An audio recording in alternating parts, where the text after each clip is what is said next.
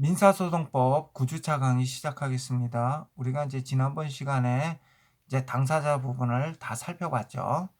그래서 이제 당사자와 관련된 어떤 당사자 확정, 당사자 능력, 당사자 적격, 소송 능력, 변론 능력에 대해서도 살펴봤고, 소송상 대리인, 그중에 이제 법정 대리인, 그다음에 임의 대리인, 소송 대리인에 대해서 우리가 이제 쭉 살펴봤어요.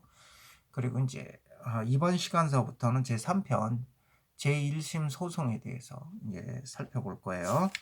그래서 우리가 여기 보면 순서를 보면 이제 소송의 제기, 그다음에 변론, 증거, 소송의 종료 이런 순서대로 이제 우리가 살펴보게 되고요. 아마 우리 1학기 때는 소송의 제기, 변론까지 나갈 거고요. 우리가 만약에 진도가 좀 빨리 진행될 수 있다면 증거까지 살펴볼 수 있을 거예요. 그래서 증거까지 살펴보고 그다음에 소송의 종료서부터는 2학기 때 이제 공부를 할 거예요. 하여튼 지금 예상대로 뭐 이렇게 진도는 그렇게 많이 늦지 않아요. 그래서 우리가 열심히 노력하면 증거까지 살펴볼 수 있을 것 같아요. 왜 그러냐 하면 2학기 때 우리가 이제 복수 청구 소송론 해가지고 그 청구가 여러 개인 경우, 그다음에 공동소송, 특히 이제 공동소송 분야가 내용도 많고 깊이도 있어요. 그리고 재밌어. 응? 그리고 관련 논문도 많고. 그래서 이쪽 부분을 좀 이렇게 깊이 있게 다루려고 하는데 항상 시간이 쫓겨서 그 부분을 제대로 살펴보지를 못했어요. 근데 만약 우리가 1학기 때 증거까지만 나갈 수 있다 그런다면 우리가 좀 시간을 갖고 공동소송에 대해서도 좀 아마 자세히 살펴볼 수 있을 것 같아요. 공동소송이 재밌거든요. 우리 대학원에서는 공동소송 하나만 가지고 한 학기 강의를 해요. 그러니까 공동소송 우리가 2학기 때 좀 편하려면 1학기 때 좀 진도를 좀 많이 나가면 좋죠. 자, 소송의 제기서부터 먼저 살펴볼게요. 우리 교재 153쪽 펼쳐보세요. 자, 소송의 제기. 첫 번째 이제 소의 이익이라는 게 나와요. 소의 이익은 내가 앞에서도 이제 몇 번 얘기를 했었어요. 그때도 당사자 적격인가에서도 이제 소의 이익에 대해서 얘기를 했죠. 그러니까 소송 제도를 이용할 만한 현실적 필요성을 이제 소의 이익이라고 했는데 이걸 당사자의 관점에서 바라본 게 당사자 적격이라 그랬잖아요.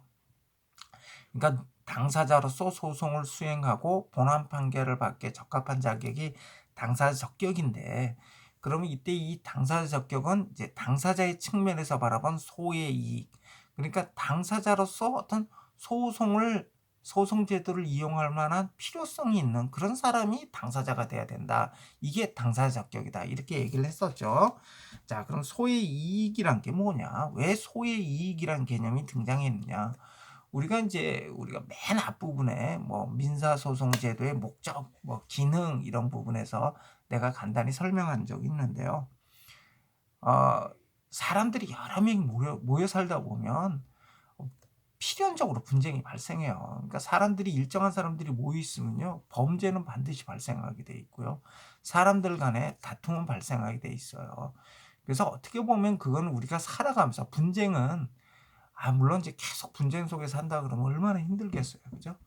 그렇지만 어떤 측면에서 보면 분쟁은 마치 질병과 같은 거예요. 우리가 이제 세상을 살면서 감기 한 번 안 걸리고 세상을 살 수는 없거든요. 살다 보면 뭐 복통도 일어나고 감기도 걸리고 그다음에 뭐 좀 더 중한 병에 걸려서 수술을 받기도 하고 이렇게 아프고 이러면서 사는 거라고. 그러니까 어떻게 살다 보면 질병은 필연적으로 우리가 이제 겪게 되잖아요. 분쟁도 그런 거예요. 분쟁도 우리가 살다 보면 나 혼자 사는 게 아니라 여러 사람들하고 같이 살다 보니까 서로 의견이 대립되고 그래서 극단적으로 나가다 보면 이제 분쟁이 벌어지게 돼 있죠. 그러니까 분쟁 자체가 잘못된 건 아니에요. 근데 분쟁을 어떻게 잘 해결하느냐 이게 오히려 더 중요하죠. 여러분들이 나중에 이제 배우자를 만나서 결혼 생활을 한다든지 아니면 여러분들 지금 친구들 간에 관계에 있어서도 다툼이 없을 수가 없잖아요. 그죠? 다툼이 없을 수는 없어요. 아무리 친한 사람이라 하더라도 가족 관계라도 다툼이 없을 수는 없어요. 근데 다투는 게 문제가 아니라 이걸 어떻게 잘 화해하느냐, 다툼을 어떻게 잘 해결하느냐, 이게 오히려 더 중요한 문제인 것 같아요. 근데 이렇게 다툼을 잘 해결하려면 분쟁이 벌어졌을 때 너무 극단적으로 나가면 안 돼요. 너무 극단적으로 나가면 이게 잘 화해가 될 수가 없어. 뭐 인간관계도 마찬가지고. 응? 그래서 이 사람들과 더불어 살아가는 과정에서 어떤 분쟁이나 다툼이 벌어지는 거에 대해서 너무 부정적으로 너무 겁낼 필요는 없어요. 그건 어떻게 보면 당연한 거라고 생각을 해야 돼. 그거보다는 이제 어떻게 해결할 것인가. 응? 이게 또 오히려 더 중요하죠. 그리고 그런 걸 잘 해결하는 사람들이 인간관계를 참 원만히 잘한다. 이런 이제 평가를 받죠. 자, 이렇게 사람들이 살아가면서 여러 가지 분쟁이 발생하는데 이 분쟁을 해결하는 방법으로 어떤 국가라는 이런 시스템이 갖춰지기 전에는 자력구제가 행행했었죠. 그리고 고대 국가에서는 자력구제가 했었고, 그러니까 스스로 이제 집행을 하는 거죠. 돈을 빌리는데 상대방이 돈 안 갚았다. 그럼 붙잡아 놓고 두들겨 패고 그래서 돈 뺏고 뭐 이런 거지. 지금도 뭐 하여튼 불법적인 사채 추심업자들은 뭐 요즘에는 별로 없지만 하여튼 과거에는 왕왕 이런 짓을 했었죠. 자, 이런 방법으로 해서 분쟁을 해결할 수는 없잖아요. 이건 굉장히 야만적인 거잖아. 그러니까 이제 국가에 의해서 이런 분쟁 해결 제도를 국가가 만드는 거죠. 그래서 이걸 이용하도록 했는데 그중에 대표적인 국가가 만든 분쟁 해결 수단으로서 가장 대표적인 게 소송이죠. 소송. 그죠? 이렇게 해서 이렇게 소송 제도를 통해서 이제 분쟁을 해결하도록 하는데 이렇게 국가가 만든 제도가 이제 소송이잖아요. 분쟁 해결을 위한. 그런데 이런 소송 제도를 이용할 때 어떤 논리적인 그리고 현실적인 한계점들이 있어요. 그게 뭐냐? 우리 153쪽에 내가 설명을 해놨는데 어떤 논리적인 어떤 한계, 제한 사유로는 그 분쟁이 소송을 통해서 해결할 수 있는 것이어야 된다는 거죠. 그 분쟁을 소송을 통해서 해결할 수 없어. 소송이란 게 뭐 법원이 중립적인 입장에서 무엇이 권리고 무엇이 그 법률인지 판단하는 작용이잖아. 이렇게 어떤 법원에 의해서 어떤 법률 판단을 통해서 해결할 수 있는 분쟁이어야 된다는 거예요. 이런 법원의 어떤 법률 판단을 통해서 해결할 수 없는 분쟁은 그건 뭐 소송 제도로 갈 필요가 없겠죠. 그죠? 그다음 또한 현실적인 제한 사유가 또 뭐가 있냐면 법원의 시설이나 인원이 제한돼 있어요. 모든 국민들의 어떤 어려움이나 이런 걸 법원에서 다 하소연을 들어주고 이러면 좋겠지만 그렇게 하면 곤란하잖아. 법원의 시설이나 인원이 제한돼 있는데 그러다 보니까 그중에서 정말 소송 제도를 이용할 만한 사건들만 제한해서 그런 사건에 대해서만 집중적으로 심리해서 판단한다면 아주 소송 제도를 효율적으로 운영할 수 있겠죠. 이런 어떤 제한점 때문에 정말 소송 제도를 이용할 만한 그런 어떤 사건들만 탁 뽑아서 소송 제도를 이용하게 하는 거. 그런데 요때 요렇게 뭐가 소송 제도를 이용할 만한 필요성이 있는 사건인지 어떻게 판단하냐? 요게 바로 소의 이익이라는 개념을 통해서 판단을 한다는 거예요. 그래서 소의 이익은 153쪽 첫 번째 단락 밑에 부분 보면 소송 제도의 이용을 합리적으로 조정하는 도구다 이거예요. 소의 이익이. 그러니까 소의 이익이란 개념을 통해서 소송 제도를 이용할 필요가 없는 사건들을 걸러내는 거죠.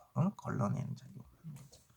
그래서 이제 153쪽 두 번째 단락 보시면 소의 이익이란 당사자의 입장에서 보면 소송 제도를 이용할 만한 필요성을 말하는 거고요. 소송 제도를 운영하는 국가의 입장에서 보면 무익한 소송 제도의 이용을 통제하는 원리다. 그래서 154쪽 펼쳐보세요. 154쪽. 그래서 소의 이익을 가진 분쟁에 대해서만 소의 제기를 허용한다 이거예요. 그래서 소의 이익은 소제기의 적법 요건이자 본안 판결의 전제 요건이다. 그러니까 소의 이익을 갖춘 사건만 이게 적법한 소송이야. 그리고 소의 이익을 갖춘 사건에 대해서만 이제 본안에 들어가서 원고 청구가 이유가 있는지 여부를 따진다 이거예요. 소의 이익을 갖추지 않은 건 본안 판단할 필요 없어. 그냥 바로 부적법 각하해버린다. 그래서 소의 이익이 뭐다? 소송 요건이다. 소송 요건이다. 그러면 소의 이익을 어떻게 정할 것인가? 이게 이제 문제가 돼요. 어느 범위까지 그럼 소의 이익이 있다고 할 것인가? 154쪽 두 번째 단락 세 번째 줄 보면요. 소의 이익을 판단함에 있어서는 재판 청구권이라는 당사자의 이익과 적정한 재판권의 행사라는 국가적 이익을 비교 형량해서 그 소의 이익의 범위를 결정할 수밖에 없다 이거예요. 그런데 이제 일반적으로 논의되고 있는 소의 이익을 이렇게 분류를 해보면 크게 세 가지다. 첫 번째는 아까 내가 말했던 당사자적 격, 그러니까 당사자의 측면에서 본 소의 이익이라 그랬죠. 그래서 소의 이익의 내용은 크게 첫 번째 당사자 적격. 당사자 적격은 뭐예요? 당사자로서 소송을 수행하고 본안 판결을 받기에 적합한 자격이 있는, 응?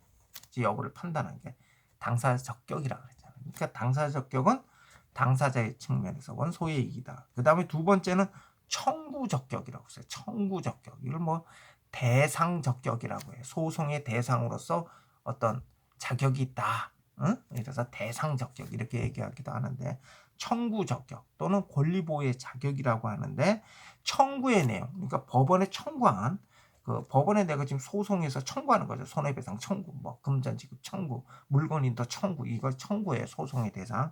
이 청구의 내용이 본안 판결을 받기에 적합한 자격이 있어야 된다. 이걸 청구 적격이라고 돼. 그러니까 청구 적격은 뭐 청구의 측면에서 본, 어? 소송의 대상, 소송물의 측면에서 본 소의 이익이죠. 그 다음에 세 번째가 원고가 청구에 대해 판결을 구할 현실적 필요성이 있어야 된다. 요건 이제 원고와 청구와의 관련성을 통해서 소의 이익 여부를 따지는 거죠. 그래서 세 번째는 원고가 청구에 대하여 판결을 구할 현실적 필요성이 있어야 된다. 요걸 권리보호의 필요 또는 협의의 소의 이익이라고 해. 응? 권리보호의 필요, 협의의 소의 이익. 우리 행정소송법에서 소의 이익이라고 규정을 해놓은 게 있는데 그 행정소송법이 규정된 소의 이익이 이거야. 응? 그러니까 이걸 협의의 소의 이익이라고 그래. 권리보호의 필요. 그래서 소의 이익을 크게 세 가지로 나누면 당사자 적격, 청구 적격, 권리 보호의 필요로 나눌 수가 있어요. 근데 이 중에 이제 당사자 적격에 대해서는 우리가 앞서 이미 살펴봤기 때문에 당사자 적격에 대해서는 여기서는 살펴보지 않고요. 청구 적격하고 권리 보호의 필요에 대해서 살펴볼 거예요. 그리고 이때 청구 적격과 권리 보호, 우리가 당사자 적격은 어떻게 살펴봤어요? 당사자 적격은 그때 일반적인 경우에 당사자 적격에 대해서 살펴봤었죠. 그 다음에 제3자의 소송 담당, 제3자에게, 그러니까 권리 의무의 주체가 아닌 제3자에게 당사자 적격이 인정되는 경우를 살펴보는 순서로 했었죠. 그런데 우리가 여기서 이제 청구 적격하고 권리 보호의 필요를 우리가 살펴볼 때는 일반적인 경우, 특수한 경우 이렇게 나눠서 살펴볼 거예요. 자, 일반적인 경우란 게 뭐냐면 모든 소송 유형에 대해서 일반적으로 요구되는 청구 적격 또는 권리 보호의 필요라는 거고요. 특수한 경우란 게 뭐냐면 개별 소송 유형별로 특유하게 요구되는 청구 적격, 권리 보호의 필요에 대해서 이렇게 살펴볼 거예요. 그래서 우리 여기 이제 제목을 보면 청구 적격에서 일반적 청구 적격, 특수한 청구 적격. 그러니까 특수한 청구 적격은 뭐예요? 개별 소송 유형별로. 소송 유형이 뭐가 있어? 이행소송, 확인소송, 형성소송이 있잖아. 이 개별 소송 유형별로 특유한 청구 적격을 특수한 청구 적격이라고 하고요. 또 권리보호의 필요도 일반적 권리보호의 필요하고, 그 다음에 어디냐면 특수한 권리보호의 필요, 이렇게 나눠서 살펴볼 거예요. 특수한 권리보호의 필요는 또 마찬가지로 개개의 소송 유형별로 특유한 권리보호의 필요에 대해서 이렇게 살펴볼 거예요. 내 자랑은 아니지만 소의 이익에 대해서 이렇게 체계적으로 분류된 교과서는 별로 없어요. 내 교과서가 잘 분류돼 있어. 좀 자화자찬을 하니까 조금 민망하긴 한데 다른 교과서 한번 보세요. 무슨 내용인지 이해가 안 되게 써놨어요. 우리가 이제 소의 이익이 어떻게 보면 이게 굉장히 좀 어떤 아주 이론적인 부분이에요. 그래서 여러분들이 조금 잘못 이렇게 살펴보면 이해가 굉장히 어려워요. 근데 내 나름대로 이렇게 좀 체계적으로 이렇게 정리를 해놨어요. 다른 교과서들 한번 보세요. 읽어보면 무슨 내용인지를 몰라요. 막 뒤죽박죽 막 섞어놔가지고. 그래서 난 나름대로 좀 이렇게 분류를 좀 하고요. 그다음에 이제 좀 이렇게 정리를 해서 이렇게 해놔서 여러분들이 좀 이해를 조금 돕기 위해서 그렇게 해놨어요. 그래서 먼저 이제 하여튼 이 청구적격서부터 한번 살펴보죠. 자, 청구적격. 자, 먼저 이제 일반적 청구적격. 모든 소송 유형에 대해서 공통적으로 요구되는 청구적격. 응? 그래서 청구는 이러한 자격을 갖춰야 소의 이익이 있다는 거예요. 이러한 자격을 갖추어야 소송의 대상이 될 수 있다는 거야. 만약에 이러한 자격이 없으면 그건 소이익이 없어. 무조건 각하돼. 어떤 경우냐. 자, 일반적 청구적 첫 번째. 소송으로서 청구할 수 있는 거여야 된다는 거야. 소송으로서 청구할 수 있어야 된다. 그럼 뭐 소송으로 청구할 수 있는 거 아니야? 그러니까 청구적격 따지는 거 아니야. 그런데 여기서 소송으로 청구할 수 있다는 얘기는 뭐냐면 소구력이 없는 그런 권리들이 있어요. 소송으로서 구할 수가 없어. 그런 권리들이 있어. 어떤 거냐 하면 여기 자연채무에 대한 청구라고 있잖아요. 자연채무. 자연채무가 뭐예요? 여러분들이 아마 그 채권 청론 시간에 이거 배웠을 거예요. 안 배웠다 그러지 마. 채권 청론 시간에 자연채무가 나와. 자연채무가 뭐냐면 소구력이 없는 채무죠. 소구력이 없는 채무. 소로서 구하는 힘이 없다. 소구력이 없는 채무. 이게 자연채무예요. 이 자연채무의 범위에 대해서 논란이 있죠. 그죠? 근데 흔히 자연채무는 이런 경우 이게 자연채무다라는데 이론이 없는 게 있어. 그게 어떤 각주 1번 한번 봐봐.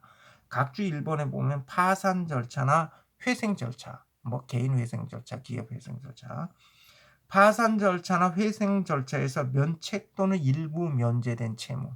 자, 여기서 이렇게 파산 절차에서 면책된 채무라 하더라도 채무 자체가 소멸하는 건 아니에요. 채무 자체가 소멸하지는 않아.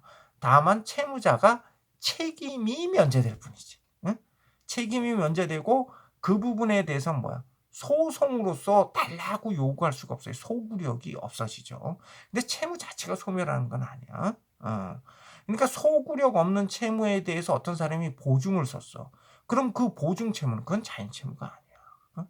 그러니까 이 자연 채무도 채무로서 존재 안 하는 게 아니야. 존재하는데 뭐가 없어? 소구력이 없어.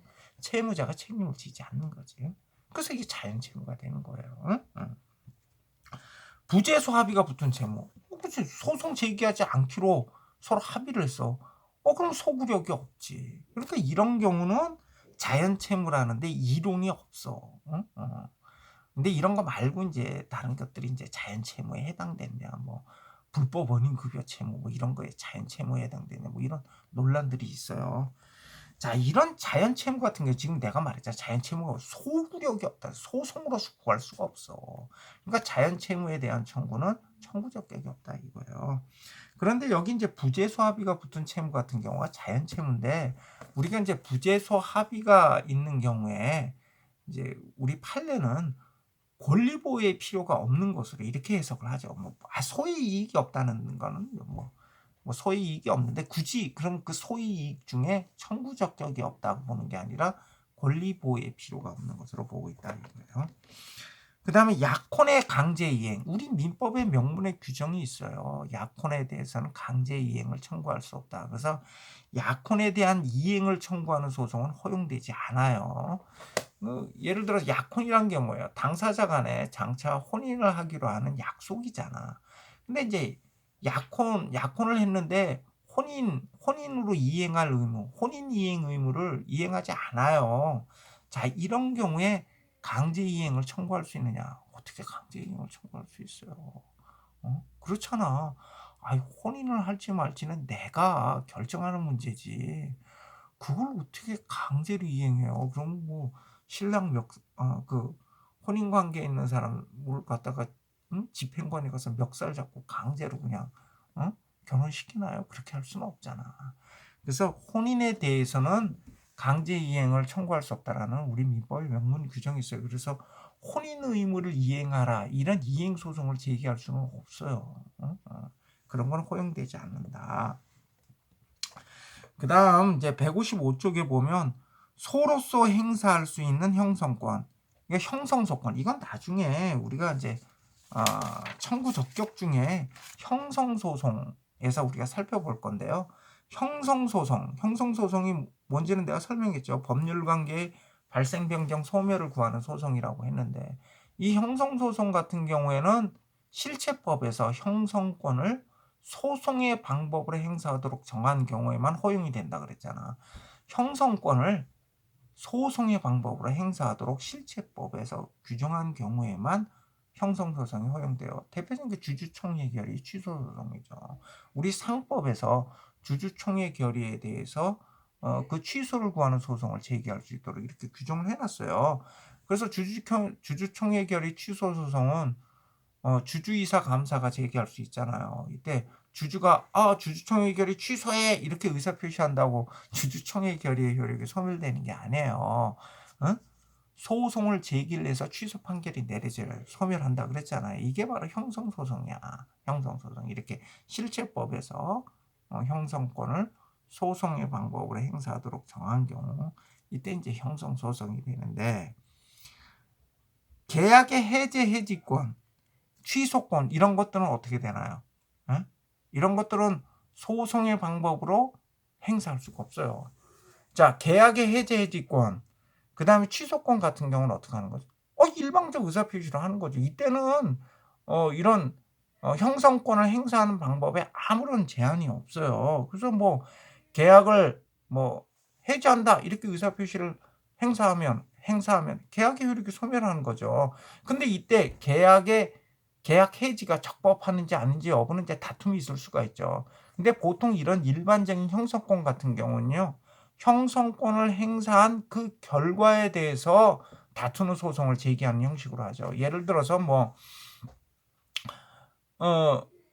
매매 계약을 체결을 했는데 당사자 일방이 매매 계약 해지 의사 표시를 했어요. 자, 이런 경우 매매 계약을 해지해라. 매매 계약이 해지로 소멸했다. 이런 매매 계약의 효력을 매매 계약의 효력이 계약 해지에서 소멸했다. 이런 소송은 제기할 수가 없고요.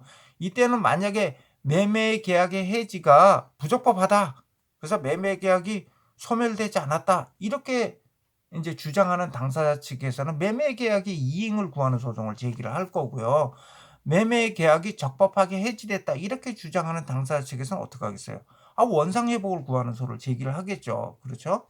그 다음에 원상회복과 손해배상을 구하는 소송을 제기하겠죠. 이렇게 일반적인 형성권 같은 경우에는 형성권을 행사한 그 결과에 대해서 이행을 구한다든지 이런 소송을 제기하지 형성권 자체를 어떤 행사해달라는 이런 형성소송은 허용되지 않는다는 거예요. 그건 청구 적격이 없다는 거죠. 다음에 이제 일반적 청구 적격 중에 두 번째, 법률상 쟁송에 해당할 것. 이게 이제 청구 적격, 일반적 청구 적격 중에 제일 중요한 부분이죠.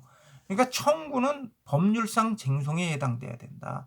그럼 법률상 쟁송이 뭐냐? 우리 이제 155쪽에 보면 구체적인 권리 의무에 관한 분쟁으로서 법령을 적용해서 해결할 수 있는 것이어야 된다. 그러니까 법률상 쟁송은 두 가지를 개념 요소로 해요. 첫 번째, 구체적인 권리 의무에 관한 것일 것. 그 다음에 두 번째, 법령의 적용에 의하여 해결할 수 있을 것. 이걸 이제 개념 요소로 해요. 요 두 가지를 갖추면 우리가 법률상 쟁송에 해당한다. 이렇게 얘기를 하고, 이렇게 청구는 법률상 쟁송에 해당돼야 된다. 그래서 먼저 첫 번째, 구체적인 권리 의무에 관한 분쟁일 것. 구체적인 권리 의무에 관한 분쟁일 것. 그래서 원고의 청구는 구체적인 권리 의무에 관한 것이어야 돼요. 죄송합니다. 제가 잠깐 웃음이 나와서. 하여튼 수업 도중에 제가 갑자기 웃어서 죄송합니다. 잠깐 쉬었다가 할까요? 잠깐 쉬었다가 수업을 계속하도록 하겠습니다. 법률상 쟁송서부터 다시 살펴볼게요.